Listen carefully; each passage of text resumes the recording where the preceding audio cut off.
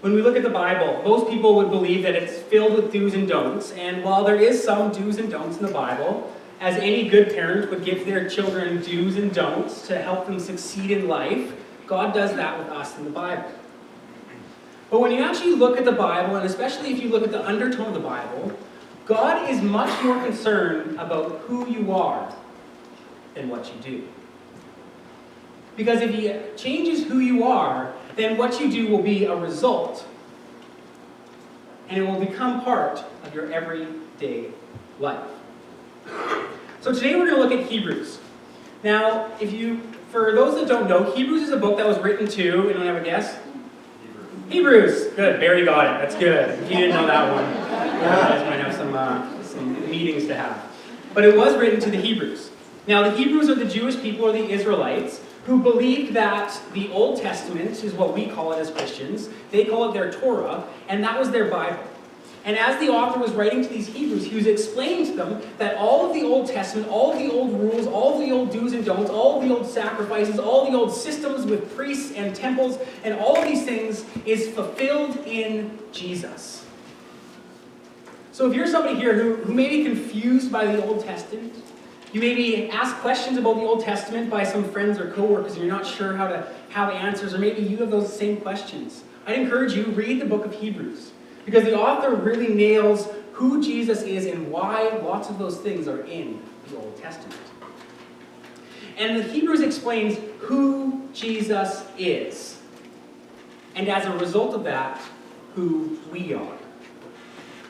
Because it shows that Jesus came to die on the cross to pay the penalty for sins so that we can be created new. He is the fulfillment of all the sacrifices because there is sin, and because anyone with any sin or any imperfection cannot be reconciled to a holy and perfect God. Hebrews explains that Jesus was the fulfillment so that we can be reconciled to God and have a new identity. And the passage we're going to look at today is actually from Hebrews, and unknown to Deborah, she actually already shared this passage today. She didn't know I was going to be speaking on it, so hopefully that means that God is talking to both of us and we're not both way off. But I think with how big the Bible is and both of us picking the same things, I think God's talking to us. So we're going to read that passage today, and it seems like there's some do's in this, but I'm going to explain why actually the author was talking more about who and your identity. So Hebrews 10:24-25. You can put it up there. It says, "Let us think of ways to motivate one another to acts of love and good works. Let us not neglect our meeting together as some people do, but encourage one another, especially now that the day of His return is drawing near." Okay, so I'm just going to give you an overall picture of what this is talking about, and I think the main part of the verse is towards love and good deeds. Now, the context of Hebrews and the context of the whole New Testament is actually to draw people closer to God, closer to Jesus, and to live their lives like Jesus. And that's really what he's getting at here, is that we want to be closer to Jesus. Because if you read the New Testament, you can see that Jesus is love, Jesus did all these good works, and we are supposed to draw closer to Him. And one word that we throw around in the church is disciple, which really means a follower. Or in a business sense, it's an apprentice. You're becoming more and more like Jesus. And that's kind of what he's encouraging us to do, is to help others become disciples. And that was one of Jesus' last commandments on earth. In his last conversation with his followers, his disciples, he told them to go and make disciples. And that's what he's talking about here. In our church, we have a discipleship path, because a discipleship is not a destination. You're never going to get to there unless you turn to Jesus, which I know that none of you will do. So it's a process. And our process at the church is to know, grow, and show. So we can learn more about God, then we can apply it to our lives and become more like God, and then it's the show, and that's to help others grow closer to Him. That's helping others who don't know Him, and helping others who do know Him turn into more likeness of Him and learn more about Him. And that's really, the third part of that is really what this author is getting at, is that you are supposed to show others Jesus and help them draw closer to Him. help them be better apprentices or followers of him. So you are supposed to make disciples. And this isn't something that he just encourages you to do from time to time, because if you look at the verbs in this, all of them are active and present. Now, most of you won't know what that means unless you're an English teacher or a biblical scholar. But what that really means is that it's not something that you do on occasion or just every once in a while. It means that you're doing it now and constantly. See, this entire verse is saying that you are not just somebody who's supposed to make disciples once a week on Sunday. You're not supposed to make disciples when you share your testimony with one person once a year and you check off the box. It's supposed to be part of your everyday life. You are a disciple maker. You are a disciple maker. If you're a follower of Jesus, he has called you to be part of your identity to become a disciple maker. So in this verse, it actually talks about a couple, there's two parts to it that I'm going to go over. The first one is kind of, he says how you can do it, and this is really how to make something part of your identity, and then it also gets into the details of what that means for making disciples. So the first part is he says to think of ways. So this isn't something that you're actually supposed to just be haphazard of when there's an opportunity that comes up that someone comes to you and asks you about Jesus. Then yeah, you should share Jesus, but that's not really thinking of ways. He's encouraging you to be intentional about it. He's encouraging you not to just take the opportunities when they come, but to create opportunities. And in other words, he says to make a plan to make disciples, to have a plan to make disciples. And that's what he's encouraging you to do, because if any of you have any idea or have looked into goals and things like that, the things that you plan about are much more likely to succeed than the things that you don't make a plan about. If you just hope to be in better shape this year, chances are that you're not going to do very well. But if you have a plan that says, I'm going to exercise 5 days a week for 30 minutes and I'm only going to have one dessert every week, there's a lot better chance that you will get in better shape or become healthier, if we go back to the who, not do. I read a study on severe rehab patients who were just learning to walk again. And in the study, they found that the greatest correlation with those who succeeded compared to those who failed were the ones that put the most details in their plan. It was the one who say they had a goal to walk to the mailbox and back, because they're just learning to walk again. And the ones that would write, if it's raining, I'm going to bring an umbrella, and I'm going to wear these kinds of shoes, and I'm going to go at this time of day. And what they found out is that willpower works best when you have a plan to overcome the obstacles. Because there will be obstacles.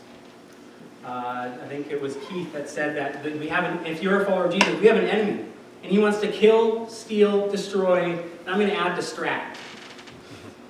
And he wants to put those obstacles in our way. But if you first want to have making disciples become part of your identity, you need to have a plan. And then as we talk about these distractions, the verse also talks about something else that's really important. He says not to neglect. So don't neglect meeting together. And in this part, he's saying, persevere. There's going to be obstacles coming your way. There's going to be things that will want to stop you from becoming a disciple maker. So don't let it. Because it's really easy to have a goal in January, but in February, when you get busy with life, it pushes it out. When you get tired, when something comes in your way. But if we really are wanting to become a disciple maker, or whatever you want to become in your life, and part of your identity, it's not something you just do when it's easy. It's something you do when it's hard. It's something you do when you're busy and there's distractions and your kids are annoying you, or your coworker is frustrating you, or whatever's going on in your life. If it is part of your identity, you will always be doing it. And that's what Jesus is calling you to do. To persevere, to not neglect, so that you will become a disciple maker. Because if it is something that's part of your everyday life, it's not just something that you do once a week. Because chances are, when you read this verse, you immediately thought, when he says not neglect our meeting together, you probably thought of church once a week, which is true. That is part of the not neglect meeting together. I think that we should all come to church basically every Sunday. I'm sure there's some good excuses, but now you can even listen to sermons online. So in some way, you can be part of church every single week. But if you look at the first century church, who the author was writing to, they didn't just meet once a week. If you read Acts 2:42-43, it says that they met daily in the synagogues, in the temples, in their homes, eating together. They knew that it was important to continually connect with each other. And they had obstacles. I mean, they didn't have cars. They didn't have the technology that we have that makes it a lot easier to connect with one another. They saw the value. They saw the importance. And they made it a part of their identity. To make disciples part of their everyday life. So for you, making disciples shouldn't be just something that you do when you come to church and you visit somebody, or when you go to small group during the week, or even that one time that you feel like you have to muster up the courage to tell your neighbor about Jesus, or when there's this cool new hip strategy to whatever, share the gospel or do something, or you're inspired. Jesus has died for you to transform you, and he wants it to be part of your identity. To make disciples. And you can do that when you make a plan and you persevere, so it will become part of who you are. So don't let the inconvenience, discomforts, distraction stop you from this.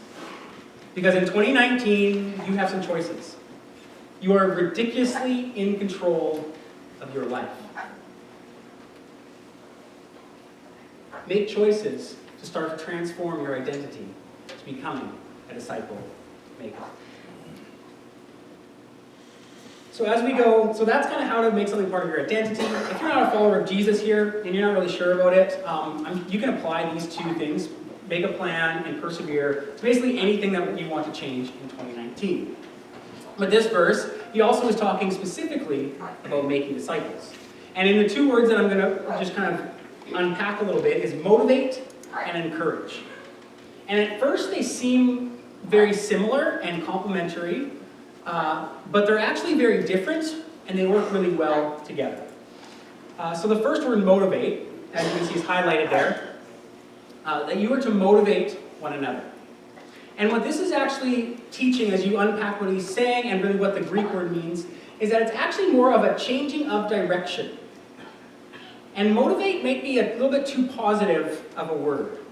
The word that, the NIV version that Deborah shared earlier is to spur on, which can be uncomfortable if you know what a spur is.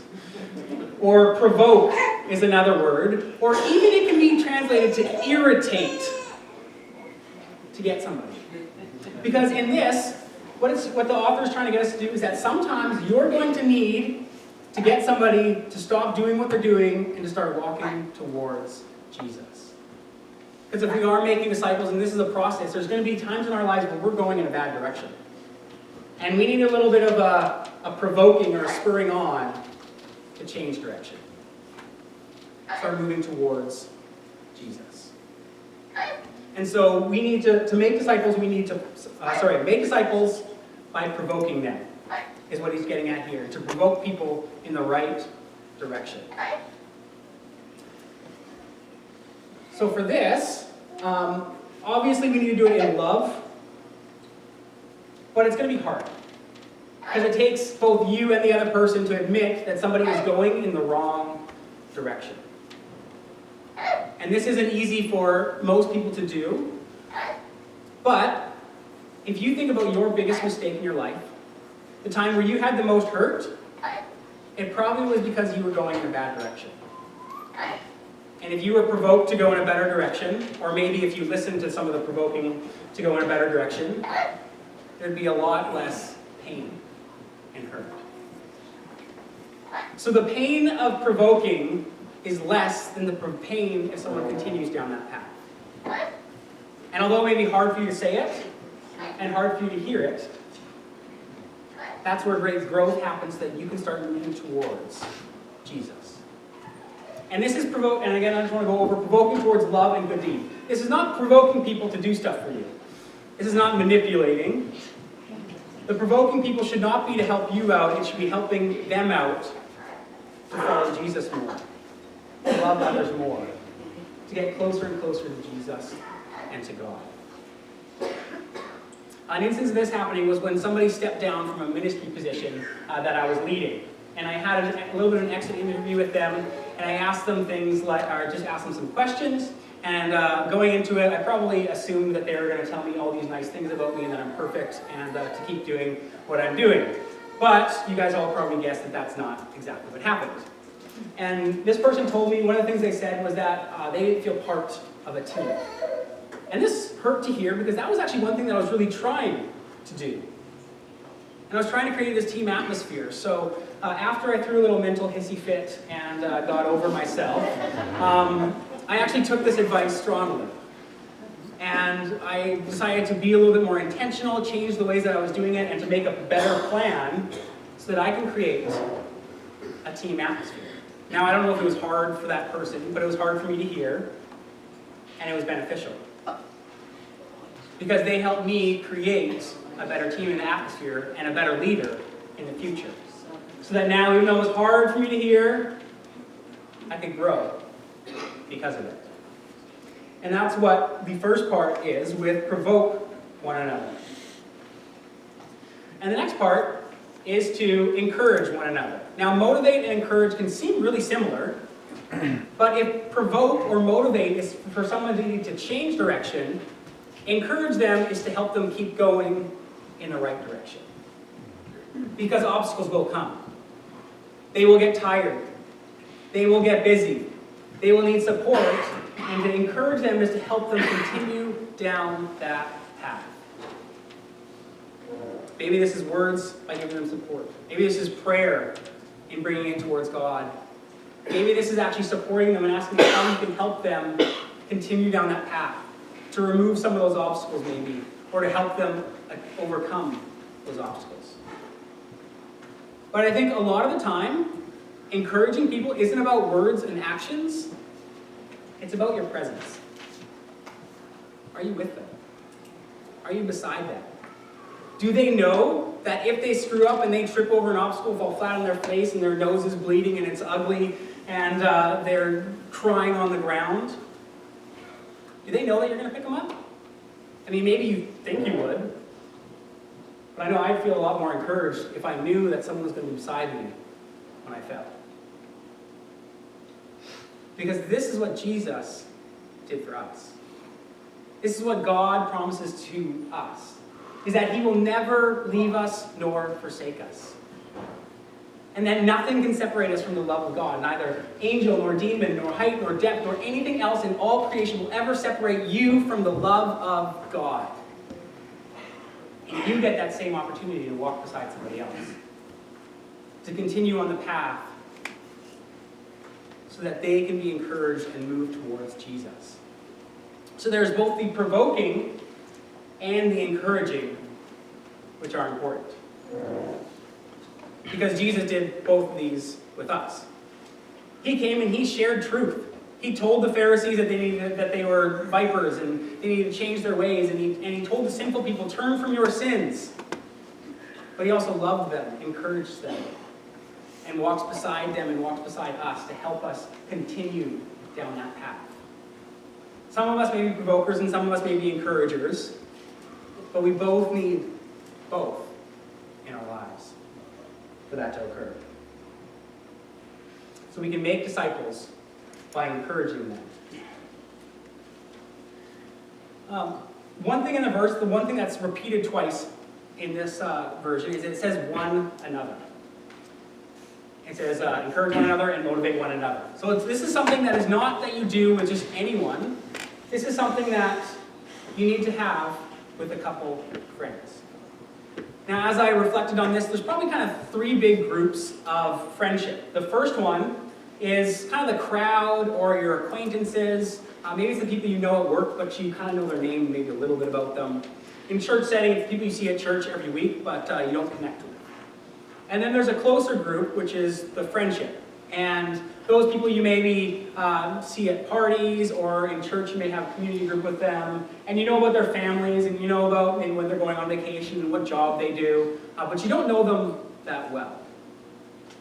And culture puts a really big value on these first two friendships. I mean, social media is basically based around these two connections, where you have the people who you barely know, so you can see them, and then you interact a little bit with the people who you're friends with. But there's a third group of friends, the third type of relationship, which is a lot more difficult. And that's your close, intimate friends. The ones who you can share your struggles with. The ones that you can share your successes with. The ones that you actually have to trust and be vulnerable with. And as you do it, they get to know the real you. And because of that, they can love the real you. Because if we only show a portion of us, then the people only love a portion of us.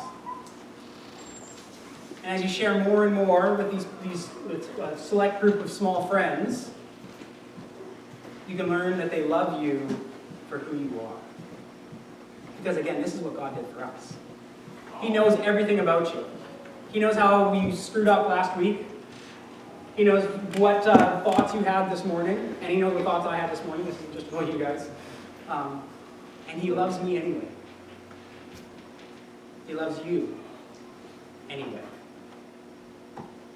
We get this opportunity with people, and often we're a little bit guarded, we're a little bit, we're scared of what somebody might think. And this isn't something you should do with everybody, but hopefully you can do it with a few, with a couple, even just one. I was in Australia about 5 years ago, and one of my favorite slang terms they said was, get amongst it. And they kind of used it as like a go for it, or you can do it. So whatever, if you're jumping off a cliff into a pool of water, they'd be like, get amongst it, and it'd be encouraging. But I really like this for friendship. Because sometimes you have to get amongst some struggles. You have to get amongst some hurts. And you get to get amongst some successes and some achievements as well.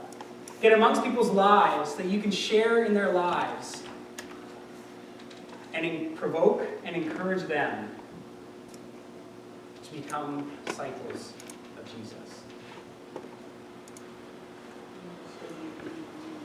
And as you do this, as you become a disciple maker, you'll be able to do it with these people no matter what the circumstances are. When your schedule is full and you're not sure if you can make time for that. Because making disciples isn't something that you just do when it's convenient. It's because it's who you are. You are a disciple maker. You can do it with somebody who's having the same problem over and over and over again and really annoying you. Because disciple making isn't something that you just do when it's easy. Because you are a disciple maker. And as you become a disciple maker and be part of who you are, no matter who the other person is or what your situation dictates in your life. And as you do that, you'll help others grow closer to Jesus. And at the same time, you will draw closer to Jesus as you let somebody else in to your life. I'm going to do a little bit of an illustration here. So I'm going to need one volunteer, and I'm going to need 2 other volunteers. I need somebody to come up. Come on. Let's go. You'll remember the sermon better if you come up. Perfect. Okay, we have one volunteer right here. I need 7 to 10 other volunteers to come in over here. If you come up, you're going to remember the sermon better. So there's some added inspiration. Just come up. You can be on this side. Okay, so as they're coming up, I can explain to you what they're doing.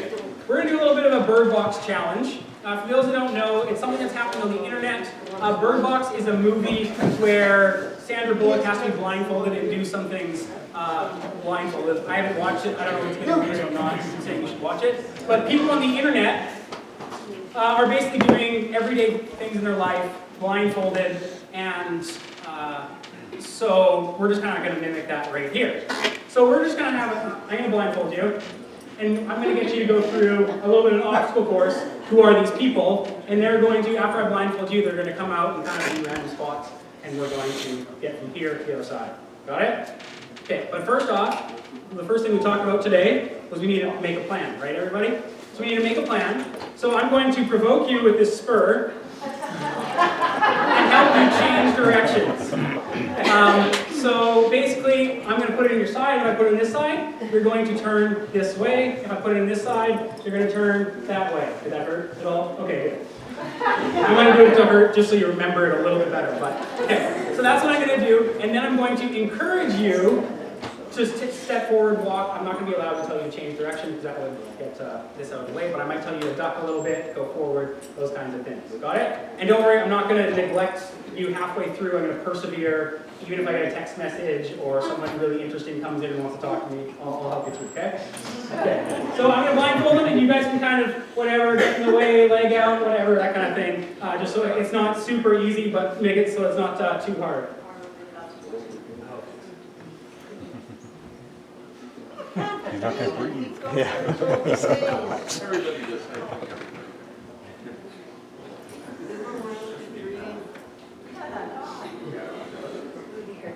All right, are you ready? Okay. Okay, so you can take a couple steps forward. You're doing great. Keep going. Okay, and now I'm going to do this. So, yeah. A little bit more. Oh, this one. Yeah, perfect. Okay, stop. Okay, now I'm going to do this. Okay.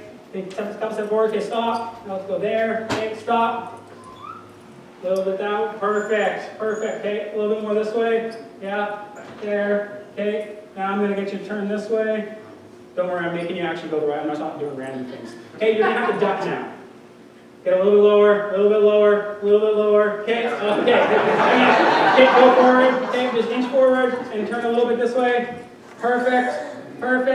Keep going, you're doing awesome. Keep it up. You are doing great. Okay, you can stand up now and stop. Okay, and I'm going to get you to go this way a little bit. Okay, now turn this way a little bit. Okay, now step big up and over with your right foot. High, you need to go high. There you go. Perfect. Okay, you can walk a little bit straight.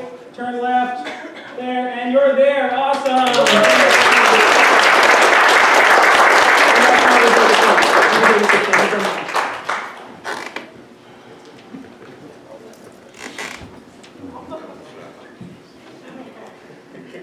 All right, I'm going to just point out a couple things about that. The first thing I want to say is that I was beside him the entire time.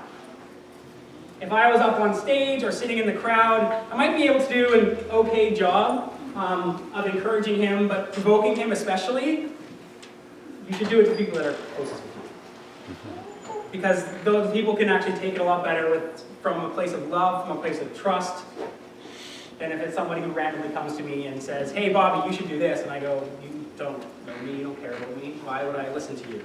Is my first thought. Sometimes I do a better job of listening than others, but that's the first thing I want to say. So, and the other thing I want to say is that some people, when they're going through a really tough time, where there's lots of obstacles in their life, you're going to have to be a lot closer to them. And say if I was here and I'm going through a great time in my life, and Barry could stay sitting there or help somebody else out as I'm walking forward and just give me a whatever, walk forward. There's some times in lives that are going to be tough for you and for others. And you might need to be right beside somebody for a time period. And someone might need to be right beside you for a time period, and that's okay too. To help, to motivate, to encourage, so that you can draw closer and closer to Jesus. And the other thing I want to say is that I'm just going to kind of provoke some people here. And there you go. Don't worry, you'll remember this a little bit better than everybody else because you got some physical. There you go. Okay, so the point of the provoking was to get them to change direction and draw closer to Jesus. I provoked all of them. Did any of them move? Are they all in the exact same spot when I started? Yeah. Some of us like to do this. And we like to go and provoke people. We like to tell them what they should change. We like to tell people how the church should be different or better. But without encouragement, without walking beside them, without bringing them solutions, all it does is irritate them. All it does is irritate them. The same thing can be said for those that may be encouraging people but never will provoke you. Because if I'm going in the wrong direction, and Mark just says, yeah, Bob, you're doing great, keep going over there, and then I fall flat on my face in whatever, in a bad life situation, that doesn't help either. Jesus did both. He provoked and encouraged. And we need both too. We need both too. So in 2019, if you are a follower of Jesus, I want to encourage you to have making disciples a part of your everyday life. Not just something that happens when you have a good opportunity or on Sundays, but the way that you talk to your barista when they're making your coffee. The way you interact with your kids. Or even the way that you have intentional conversations about spiritual matters. Because sometimes it's really easy to encourage people about the clothes they wear, the food they make, even their work ethic. But are we provoking people and encouraging them towards Jesus? Do we have those kinds of intentional conversations about what God is doing in our lives and what God is doing in somebody else's lives? And I think in Hebrews 10:24-25, it gives us a great outline of how we can become disciple makers. By making a plan, by persevering, by motivating and encouraging. This sermon that I'm kind of giving today is actually something that has been in, I only wrote it in the last 2 weeks, but it's been in the back of my mind for about a year now. And even before that, it was something that I struggled with because I knew the importance of friendships. As I used to be the youth leader here, for those that don't know, and it was a really big part of our was to create friendships, both with the leaders and with the peer-to-peer relationships. And I really wanted it, I encouraged it, I told people that it's so important, let's do this.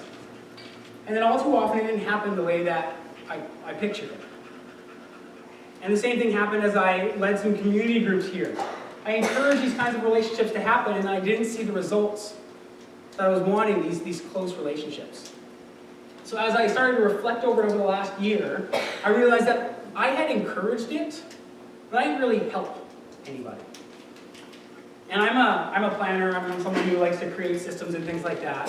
So I thought, what would it actually look like to create a system to help people do this? I mean, in the church we have, like if we look at those 3 groups of friendships, we have the crowd, and we speak on Sunday morning to the crowd.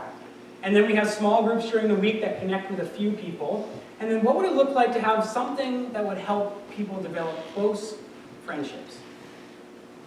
So I created something called One Another. Again, you can throw the last slide up. And this is to help people have friendships that make disciples. It helps people be intentional in their everyday life so that they can follow Jesus and make disciples. Now this is just it's a rough system that is very adaptable to your plans. I encourage people to do 3 things every day. Learn, share, and encourage. And these 3 things take about 10 minutes. The first thing is to do a devotional with somebody else, to share what's going on, what God's doing in your life, what you're learning, anything like that. And the final thing is encourage, and that's to actually do the motivate and the provoking that we talked about today with the other person. Because sometimes people will share what's going on in their lives, and we go, okay, and we don't actually help them go farther down. So this can be all done, you don't actually have to sit beside somebody else, you can all do it from your mobile phone. And I've just created this system to help have a plan. And it's, again, completely adaptable to you and your lifestyle. So what happens with it is that you'll get a weekly email as well, and that's to help you persevere. So that when times get busy, it's a reminder, it's an encouragement, and things like that. So you can actually sign up for it. So go to oneanother.com. You can actually go on your phones right now if you want to. And there's a sign me up right in the top picture. And if you put in your name and just your email address and things like that, you'll get a weekly reminder to help you make disciples. Because on Sunday morning, I would love to give a great sermon, but if I give a great sermon and it changes none of your guys' lives, if you have a normal week, it was useless. If you guys laugh in here and you like me better, that's not my goal at all. If it's a side product, that's great, but whatever. But I want to actually help you guys change in your everyday life, to get closer to Jesus, and to help others get closer to Jesus as well. So this tool, the oneanothering.com, again, completely free. You can unsubscribe at any time that you ever want to. But I'd encourage you, make a commitment. For 3 weeks, try it out. Make it adapt to your lifestyle so that you can make disciples in your everyday life. And it's not something that you just do when it's convenient. It's not something you just do Sunday afternoon after Barry gives a great sermon about it. But it's something you do in your everyday life. Because it's not going to happen by yourself. We need encouragement. We need provoking. We need a plan. We need to persevere. So I encourage you to do this. You can do it with your spouse. You can do it with a friend. You can do it with really whoever. Because it's not about how mature you are in making disciples. Because making a disciple is not about getting somebody to follow you. It's getting them to follow Jesus. And I found in my life, when my weaknesses are shown, I get to point to Jesus better. You may have strength, so you may not feel qualified to make disciples. But your qualification, your purity, or whatever that means, does not make you qualified to make disciples. Jesus does. If you read Hebrews, it's about Him making you clean, making you pure, and you get to point to Jesus, both in your life and in other people's lives. So in 2019, you can make disciples in your everyday life. What if at the end of the year you saw seeds that you planted in one or a couple other people, where they grew spiritually because of your interconnected, your mutual discipleship that was happening, and you grew as well? In 2019, you can become a disciple maker.